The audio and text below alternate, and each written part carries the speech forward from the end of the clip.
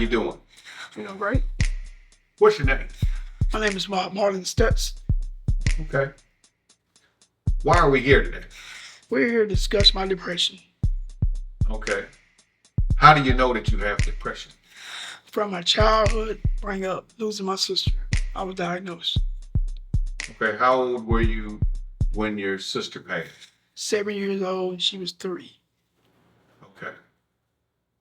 What were the circumstances of the car accident? Basically, it was her trying to follow us to get snowballs.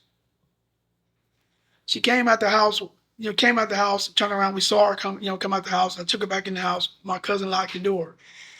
On the way back from the snowball lady house, um, we saw the ambulance that passed by the street. By the time we made it to the block and turned, see my cousin come outside and throw a blanket over. But she wasn't dead. My mom and my dad was at a Jack State football game, and we went to the stadium and tried to page them. So we sit in the car waiting for my cousin to go to the stadium, had them paged. And this is the first time that I ever witnessed children praying. Me and my 3 cousins got in the back seat, and we prayed 7, 8, 9 years old. Okay, my sister came home from the accident, and my mom woke us up one morning, get ready to go to school. Well, me to go to Isabel. And I got up, got dressed, she got up and got in my mom, went and got in my mom bed. And from what I remember at 7 is that I was in school. I looked up, I saw my cousin Bobby talking to the teacher. And I remember the teacher saying that, "I'm sorry to hear that." The teacher told me, Miss Pollard, told me to grab my things. I had early dismissal.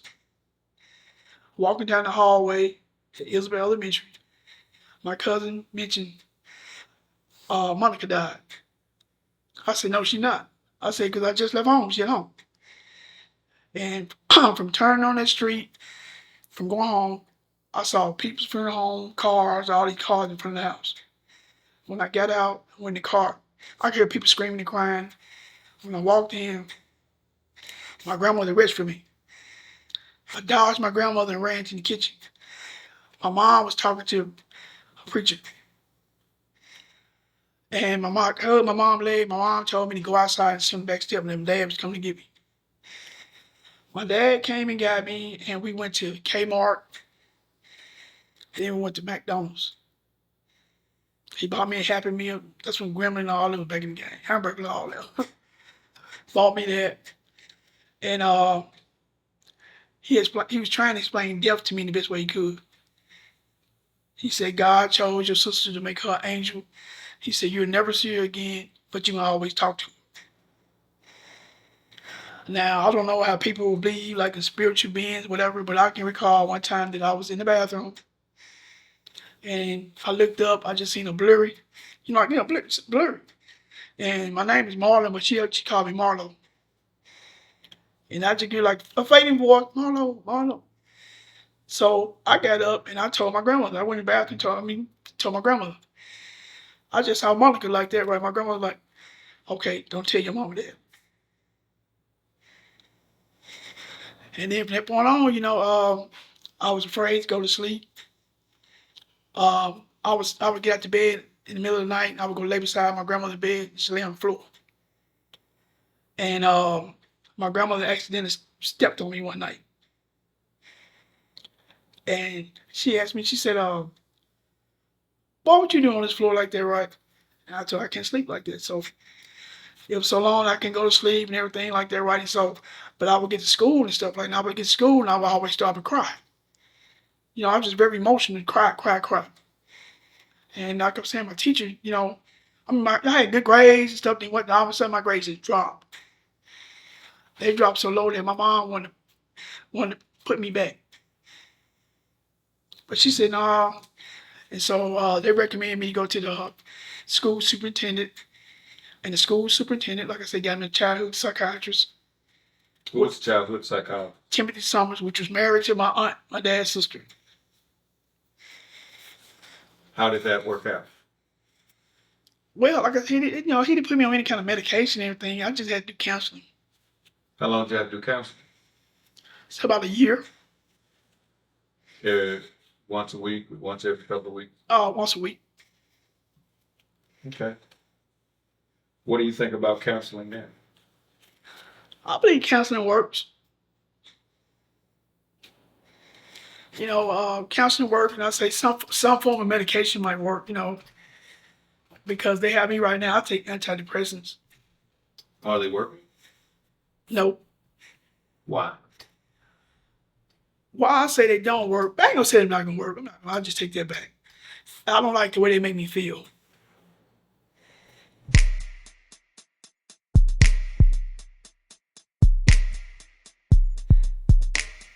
So you don't like the way the medicine makes you feel?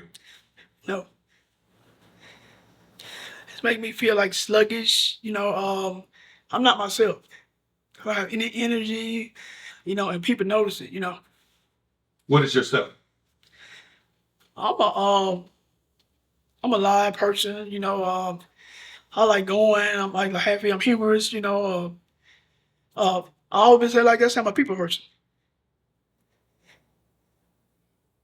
Has it varied with a change in medication, if there's been a change in medication? And see, it's one thing about it. Yeah, it varies because the different psychiatrists I see, they always change my medication. Are you taking the medication? I mean, do they have Stop. any proper indication whether or not it's supposed to work or Well, not? I got they. It's been prescribed. I stopped taking it. Do you think it's helping you not to take it? So what do you do in order to cope? It's cold. Like I'm a dog trainer. Okay. I'm a dog trainer. I spend, like I say, it's just dogs. Dogs are like my therapy.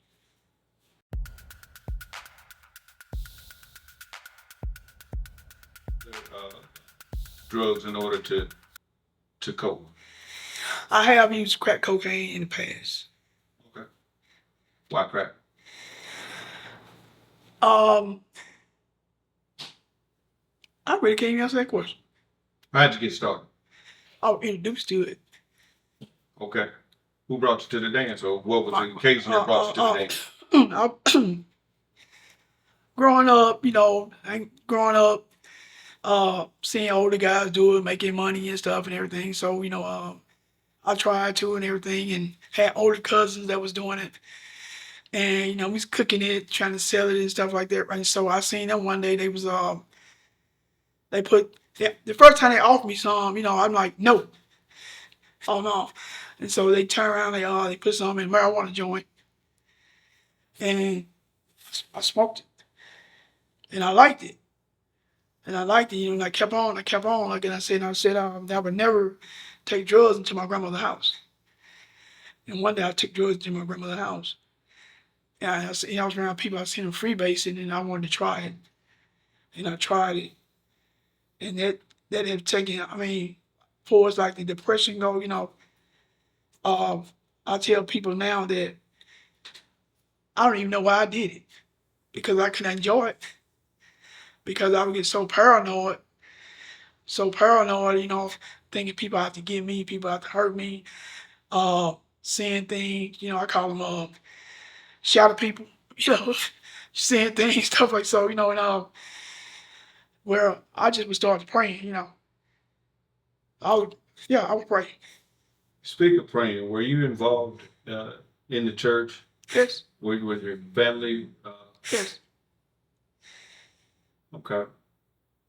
Are they still involved in the church for the ones that are still living? Well, my brother is. Yeah, my brother is. I actually went to a rehab that was faith based. And What were the results? the results of that is that I left the program. I left the program, but I took some away from the program. Can you share? Yeah, it was like it's a doctrine. I took a doctrine course. I went on that course twice, and I learned about justification. Sanctification by justification. Why Jesus really died for our sins, and some people I believe that. I believe that, I believe you got to speak over yourself every day. Why do you think you're going through what you're going through? I feel what I'm going through is because once I'm not disciplined to myself. Why?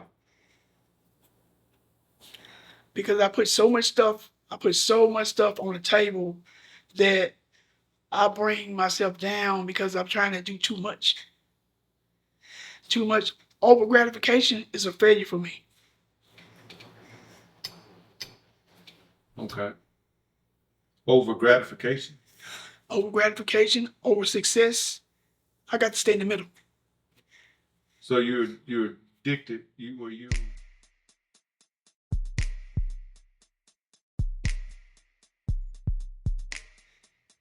You're scared of being successful because you'll have to continue to be successful, or for what reason? It seems like, I feel that I'm not where I'm supposed to be in life. Having said that, what do you think are some of the hindrance to you being where you should be as you see it, and where do you actually think that you're supposed to be? I think it's part of it, my depression. My depression is one part. My my prior drug use. Okay. Play devil's advocate. Okay, if you're not doing drugs now, what's the issue? Success. Okay, so now we're on that. I'm on that phase right now. I mean, right now where I get amazed that I'm getting blessing after blessing after blessing after blessing. But in order for me to maintain on the road that I'm on right now, I have to think. I think prior to that, I was thinking I was just going. I was just going, thinking about today, thinking about how I can advance tomorrow and everything. Right, I'm just letting it happen now. So do you think that at some point in time you were sabotaging yourself on purpose? Well, I let my brother sabotage me. My brother called himself diagnosing me one time. My brother said, "You know something, Marlon? You do good for 6 months, and you do bad for 6 months." He Now, said, now having said that, was any part of what his statement was it true? So other than sabotaging you, from that statement, it appears he was just stating what was occurring. Is that good or bad? "Bad on my head. Gotta think about it." Okay. Before you thought about it, what were you thinking? I don't care what you think about. That's just him talking. Do you think that he said it out of love, or so he was trying to admonish you versus criticize you?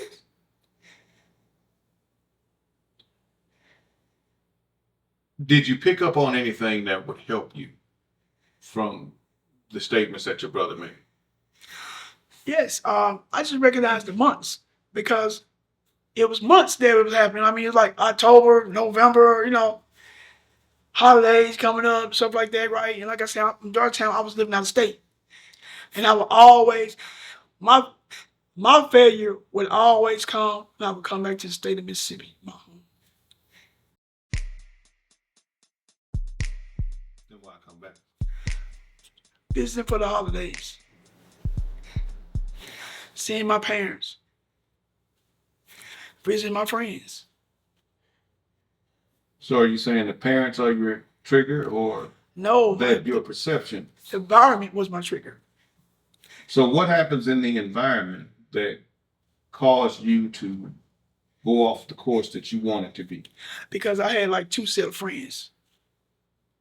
Explain. I have my high school friends, which is my good course, and I have my street friends that I sold drugs with that end up being drug addicts. Percentage wise, of the people that you know that sold drugs, how many wound up taking drugs? Majority I know, I would say 70%. Why do you think that that is? Because once you get it and stuff like that, you're stealing and selling to people and stuff. Eventually, you're gonna try it. If you're not doing one drug, you're gonna do another. So what was the drug of choice? My drug of choice, Theirs. there's it varies. It varies. It varies. You had marijuana, you had alcohol, you had crack cocaine, I actually heroin. PSP, LSD. All the alphabets. Yours. Mine was crack cocaine. I first started out, they call them primo. Primos was when you would take the crack cocaine, you crush it up and put it on the marijuana stick. Just in regular paper. Aren't they counteractive to one another? Just like taking It's an something that upper, makes you go sleep. it's an upper and a downer. So you stuck in between. Okay.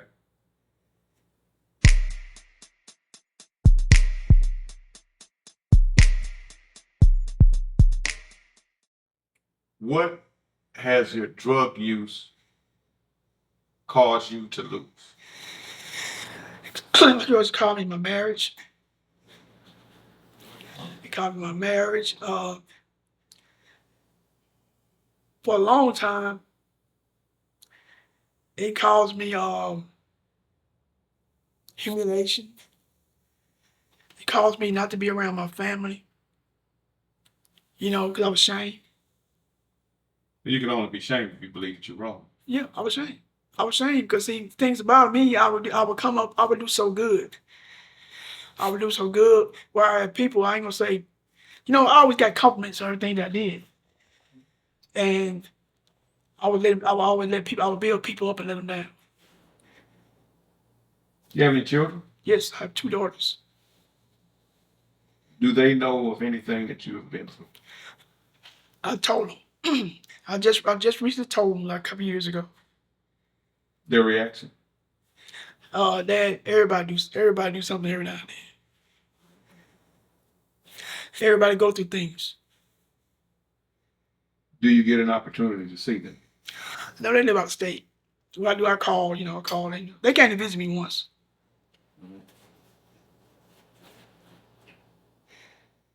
Is your wife here? She's in Mississippi. If I'm still married, we just separated.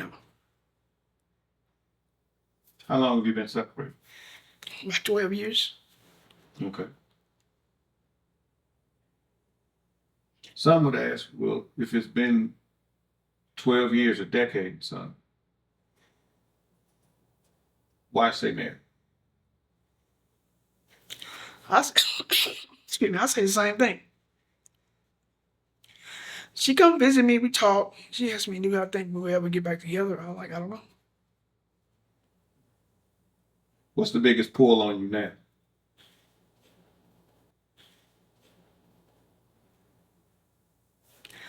People on me now, right now, just trying to get my business together. I'm back on the grind, training dogs, so staying focused where I am. That's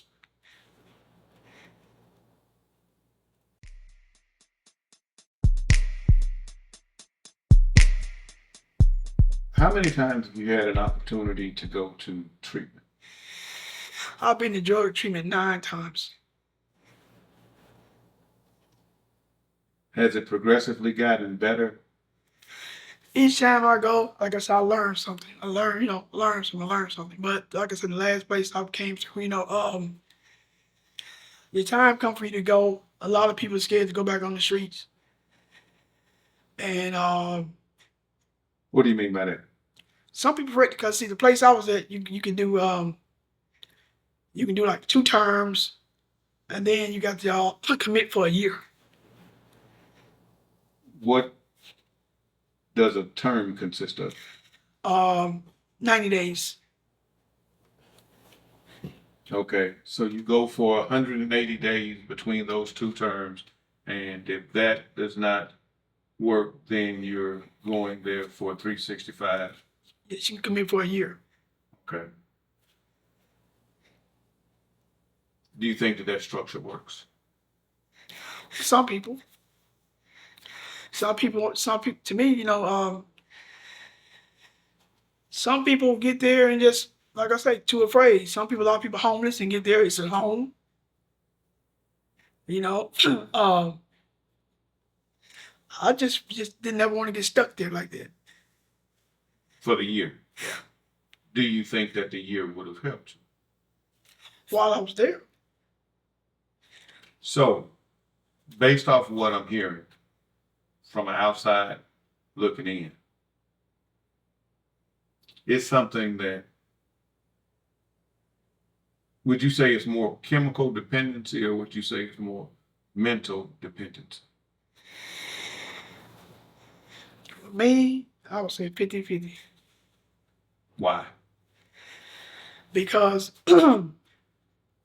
sometimes I get the urge that I want to use, like I say, but what I'm going through now is mental, where I'm trying to be stronger. I recognize it and I'm fighting it.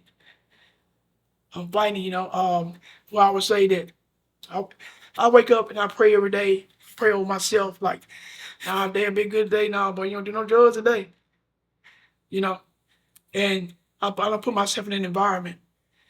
If I'm not around my friends and stuff like my classmates, I don't go around my drug friends anymore. I used to think that I can go around them being clean and sober, going around them like I ain't got to do it. But sooner or later, I end up when I go around them, like I get away. The thing about it, I could be with my friends in the man cave. I put it like this: my good friends and partying and everything, having a good time. Now, once I leave, I'm by myself. So, do you just like the loneliness? Yes. What about being alone? Do you have disdain for? That's where the death comes. Like for me, it's like I'm losing. I'm my friend. Everybody gone. I'm by myself again. But let me ask you a question. If being by yourself is the issue and the thoughts about things that trigger you occur when you're alone, what's the solution? That's a solution for me. I have to stay busy. I have to stay busy. Like I said, I'm back. I'm back on my dog training. I'm back. I'm doing things. I wake up every day, constantly going. Training my dogs, working my dogs, seeing behind my dogs, till I get exhausted. I'm talking on the phone with dog people, so steady going, steady going. Like I said, long as I stay play. If I was to go out and use drugs, I'm gonna get off key. I'm gonna get off key. I'm gonna be missing in action. Now I'm started thinking again of how the people I done let down, how the people I done met, where's Marlon? So now it's just like I got new people depending on me. I got old friends I done let down. Now I'm beating myself up. Why do you think that the pull of drugs plays more than the pull of those things that you'd like to get accomplished? Because because you know, what I'm going through, I've learned that when I put crack cocaine in me, I become a whole different person.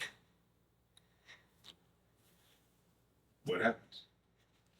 What happens is that I um I instantly feel like I'm the lowest of the low. Isn't that counter to what you wanted to want it to occur? Nope. You wanted to feel low? No. But I did anyway. I did anyway like that, right? It just made me feel like, I just feel so bad about myself. That's why I said earlier that I didn't know why actually I would use it. I would use it and didn't even enjoy it. Like I'm just wasting my money. So I'm sitting here, I'm thinking about all kinds of things. I'm thinking about how many times I done promised God I'd never do this again. That God is gonna take my life any minute now. Something bad is gonna happen. Have you tried church? Yes. How did that work out? When I was going, it was working out fine. What caused you to stop? Drugs. Drugs would stop me going. So, it stopped me going. But I go back. I go back. But what I'm doing now is that I watch a preacher on Facebook every morning at 6 o'clock. 6 o'clock, and I've been doing that faithfully almost 2 months now. And I pray and I stay focused. You read the Bible much? Yes. I have a Bible verse come to my phone, devotions, everything every morning at 8 o'clock.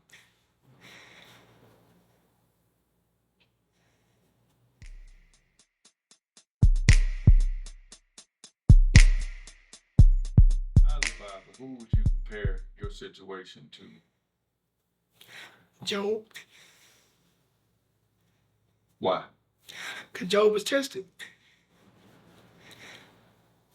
God gave Satan the provision to do what he wanted to do with Job. Just don't take his life.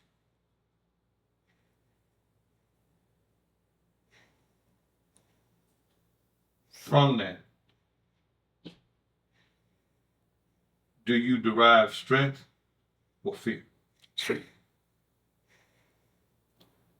Why? Because ain't nothing happened to me yet.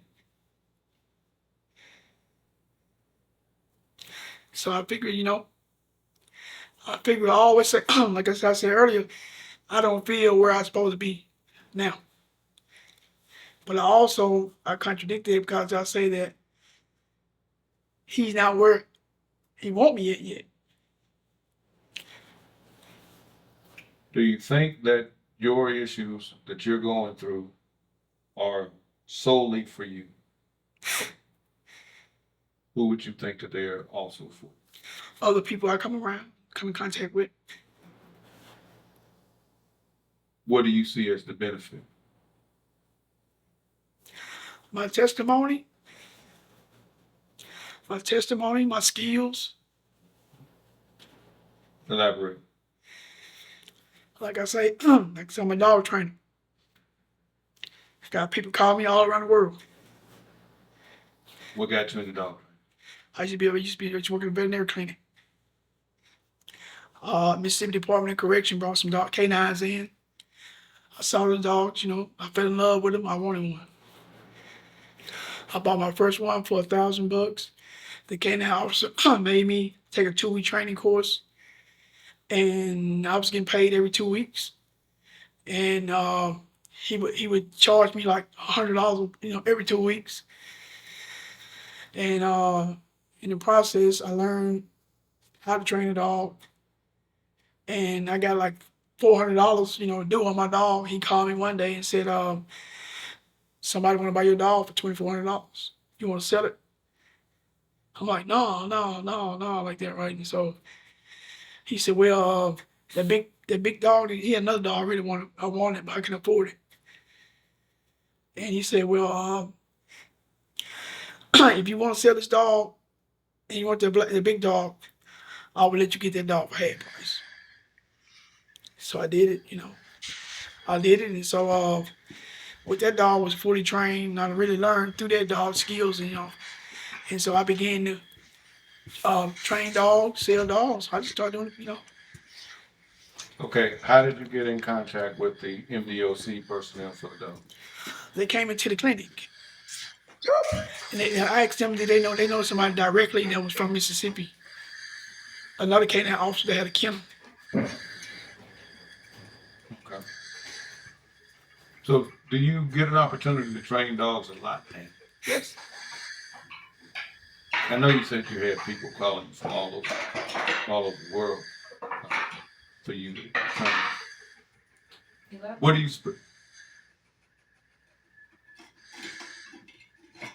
What do you specialize? Personal protection, obedience, detection, Personal protection and what? obedience, detection, and behavior modifications. What is that? Before I, cause I'm interested now. You piqued my interest. Don't talk to me about the dog. Which one? Which one? More? Obedience training. Well, what does that actually mean? To me, obedience is that a dog has to have obedience before it comes in any kind of personal protection, because what you got a time bomb. You got to have some kind of control over your dog. You don't want, some people say they want their dog to bite. You don't want your friends just come to your house and all of a sudden your dog just bust out the house and bite somebody. You know, you want to tell the dog everything's okay, go down, sit down, you know. But if sometime in need, you give a command and go get him, go get him. Okay. In your personal life, I'm drawing a parallel between you being able to train a canine that is capable of doing mass harm to an individual or themselves. And you have a great opportunity to put those things in focus, to oversimplify something, to oversimplify it. What are some of the things that you do for those canines, again, oversimplifying, that you can incorporate into your own life? Reconditioning. Explain, Lucy. Well, I just go use a dog term. Use a dog term. Sometimes you get a dog that's nobody can control. A dog might be a washout for a canine. Get to a certain phase where he can't beat a police dog. Certain issues he come across that he can't do. I'll take the dog to a situation like that, introduce him to it gradually until he get it. Until you get it, you know, and then like I don't think you have to put him in this situation. It's a scenario, do the scenario. Over and over, repetition, he gonna get it. So you're saying you spend time? Yes. Purposeful time? Yes. And and what you getting at is just taking back to, of course, that my brother mentioned to me. My brother like, well, I don't understand, man. He said, man, you can train them dogs, you can't even train yourself. I don't even know your brother, but he was right. Okay. Now, I mean, you said. I mean, it's right. It's true. You said he was right. He was right. He was right. He was right. He was right. He was right. That's. I mean, today that's a major. I mean, the words right there. Stuck.